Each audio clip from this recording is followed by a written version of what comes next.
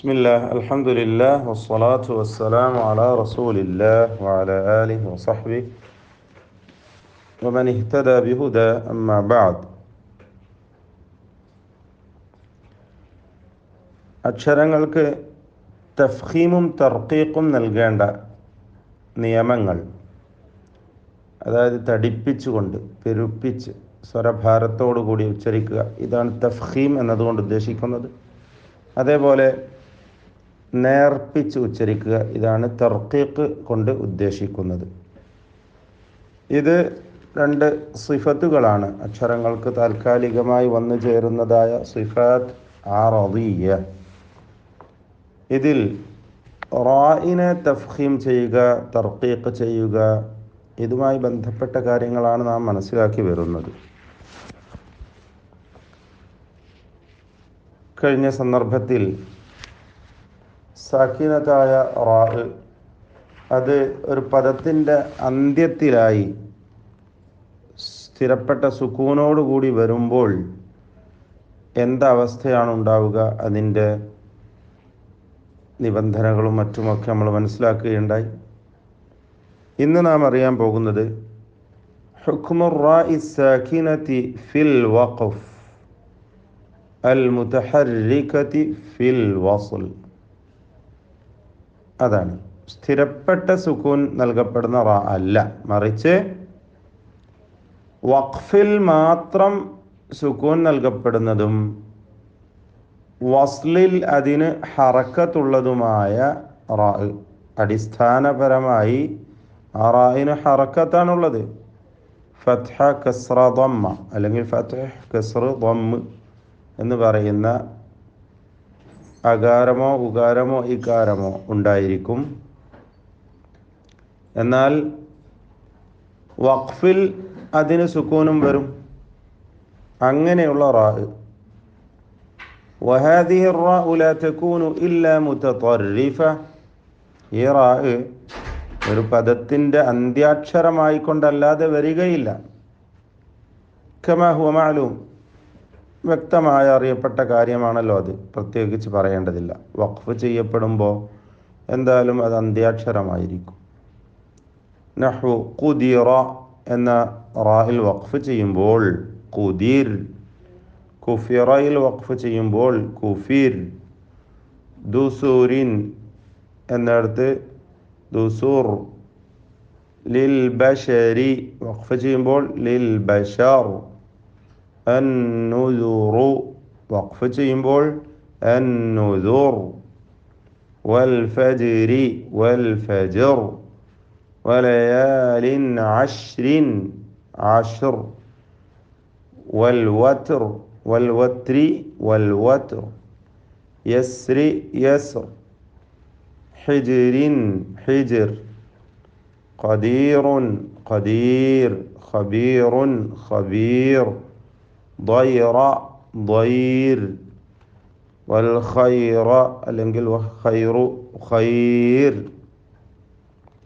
النار النار, والقرار قرار, القرار دار القرار പോലെ, لغفور لغفور, شكور شكور. ഇതുപോലുള്ള പദങ്ങൾ അന്ത്യാക്ഷരമായി റാ വഖഫിന് വേണ്ടി മാത്രം സാക്കിനത്തായി മാറുന്ന, സുക്കൂൻ ചെയ്യപ്പെടുന്ന റാ. ഇതിന് രണ്ടവസ്ഥ ഉണ്ടാവും. തർഖീഖും ഉണ്ടാകും, തഫ്ഖീമും ഉണ്ടാകും. തർഖീഖും ഉണ്ടാകും, തഫ്ഖീമും ഉണ്ടാകും. ഇതിൽ തർഖീഖിൻ്റെ നിബന്ധനകളാണ് നമ്മൾ പഠിക്കാൻ പോകുന്നത്. ശുറൂത്തു തർഖീഖ്, നേർപ്പിച്ചുകൊണ്ട് ഈ റായിനെ ഉച്ചരിക്കേണ്ടതായ സന്ദർഭങ്ങളുണ്ട്. അതിൻ്റെ നിബന്ധനകൾ എന്താണ് ശരിക്കും മനസ്സിലാക്കണം. കഴിഞ്ഞ റായിൽ നിന്ന് വ്യത്യസ്തമാണ് ഈ റാ. ഈ റാ സാക്കിനത്തല്ല അസ്ലിൽ, മറിച്ച് മുതഹർരികത്താണ്, ഹറക്കത്തുള്ളവയാണ്. വഖഫിന് വേണ്ടി മാത്രമാണ് അതിൽ സുക്കൂൻ ഉണ്ടായിത്തീരുന്നത്. അപ്പോൾ സ്വാഭാവികമായും ആ റാ മുത്തതറിഫത്താണ്, അന്ത്യാക്ഷരമാണ് എന്നതും മനസ്സിലാക്കുക. ഇങ്ങനെയുള്ള റായിൽ തർക്കീഖ് ചെയ്യേണ്ടത് എപ്പോഴാണ്, തഫ്ഖീം ചെയ്യേണ്ടത് എപ്പോഴാണ് എന്നാണ് മനസ്സിലാക്കുവാനുള്ളത്. അതിൽ തർക്കീഖ് ചെയ്യേണ്ട റായിൽ അതിനുള്ളതായ നിബന്ധനകളാണ് നാം മനസ്സിലാക്കാൻ പോകുന്നത്. ഷുറൂത്തു തർക്കീഖ് ലിഹാദിഹി റാഇ സലാസ, 3 നിബന്ധനകളാണ് തർക്കീഖിനായിട്ടുള്ളത്. ഒന്നാമത്തേത് അൻ തസ്ബിഖ റാഅ കസ്റ, റാഇന് മുമ്പിൽ കസ്റ ഉണ്ടായിരിക്കുക, ഇകാരം. നമ്മൾ ഉദാഹരണം പറഞ്ഞതുപോലെ ഖുദിറ വഖഫ് ചെയ്യുമ്പോൾ ഖുദീർ, ഖുദിറ എന്ന് ചേർത്ത് ഓതുമ്പോൾ ആ റാഇനെ തടിപ്പിക്കണം, പെരുപ്പിച്ച് തഫ്ഖീമോടുകൂടി പറയേണ്ട ആ റാഇനെ വഖഫ് ചെയ്യുമ്പോൾ ഖുദീർ എന്ന് നേർപ്പിക്കണം, ഖുദീർ. കുഫിറ മറ്റൊരു ഉദാഹരണം, കുഫീർ. ഇതൊക്കെ സൂറത്തുൽ ഖമറിലുള്ള ആയത്തുകളാണ്, 12ഉം 14ഉം. വീണ്ടും സൂറത്തുൽ ഖമർ 26-ാമത്തെ ആയത്തിൽ അൽ അഷീർ, അഷിറു എന്നത് അൽ അഷീർ, മനിൽ കദ്ദാബുൽ അഷീർ. وإذا تخلل بين الكسرة والراء ساكن بشرط ألا يكون حرف استعلاء فلا يضر وجوده في هذه الحالة ولا يزال الترقيق ساريا. എന്നാൽ മറ്റൊരു ഉദാഹരണം, തർക്കീഖ് ചെയ്യേണ്ടതായ മറ്റൊരു ഉദാഹരണം ലിദ്ദിക്രി. ഇവിടെ ലിദ്ദിക്ർ എന്ന റാഇനെ തർക്കീഖ് ചെയ്യണം. എന്താ പറഞ്ഞു വന്നത്? റാഇൻ്റെ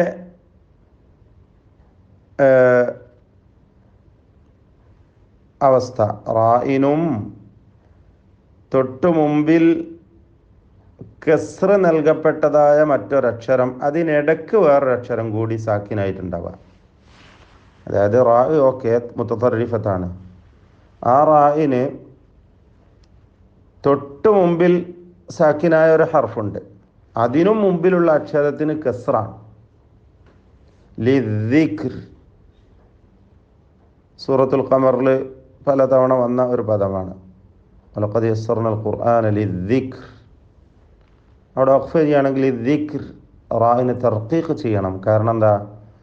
റാഇന് സുക്കൂൻ വരുന്നുണ്ട്, എന്നാൽ റാഇൻ്റെ തൊട്ട് മുമ്പിൽ മറ്റൊരു സാക്കിനായ അക്ഷരവും അതിനു മുമ്പിലുള്ള അക്ഷരത്തിന് കസ്റുവാണ്. അതാണ് പ്രശ്നം. റാഇന് മുമ്പിലുള്ള സാക്കിനായ അക്ഷരത്തിനും മുമ്പിലുള്ള അക്ഷരത്തിന് കസ്റുണ്ട്. ഇങ്ങനെ വരുന്നത് കൊണ്ടാണ് റാഇനെ തർക്കീഖ് ചെയ്യേണ്ടതായി വരുന്നത്. ഫത്ഹോ ദമ്മ ആണെങ്കിൽ ഈ പ്രശ്നം വരുന്നില്ല, നമ്മൾ മനസ്സിലാക്കാൻ പോകുന്നു ഇൻഷാ അല്ലാഹ്. മറ്റൊരു ഉദാഹരണം സൂറത്തുൽ ബഖറ 102-ലൊക്കെ വന്ന അസ്സിഹ്ർ, അസ്സിഹ്രി. അവിടെ വഖഫ് ചെയ്യുമ്പോൾ സിഹ്ർ എന്ന് തർക്കീഖ് ചെയ്യണം. സൂറത്തുൽ ഫജ്റിൽ ലിദീ ഹിജ്ർ അല്ലേ, ഹൽ ഫീ ദാലിക ഖസമുൽ ലിദീ ഹിജ്ർ, ഹിജ്റിൻ. അവിടെ റാഇന് സുക്കൂൻ, പക്ഷേ തൊട്ട് മുമ്പിൽ സാക്കിനായ മറ്റൊരക്ഷരവും അതിനും മുമ്പിലുള്ള ഹർഫിന് കസ്റുമുണ്ട്. ഇവിടെയും തർക്കീഖ് ചെയ്യുകയാണ് വേണ്ടത് റാഇന്, ഹിജ്ർ. എന്നാൽ ഈ സാക്കിനായ അക്ഷരം തഫ്ഖീം ചെയ്യപ്പെടുന്ന ഇസ്തിഅലാൻ്റെ അക്ഷരമാവരുത്. അങ്ങനെ ആകുമ്പോൾ തഫ്ഖീമാണ് വരിക. മിസ്ർ, ഖിത്ർ എന്ന ഉദാഹരണം പോലെ. ഐനൽ ഖിത്രി സൂറത്ത് സബയിൽ, അവിടെ നിന്ന് സാധാരണ നിലക്ക് വഖഫ് വരുന്നില്ല, എന്നാലും വഖഫ് ചെയ്യാം.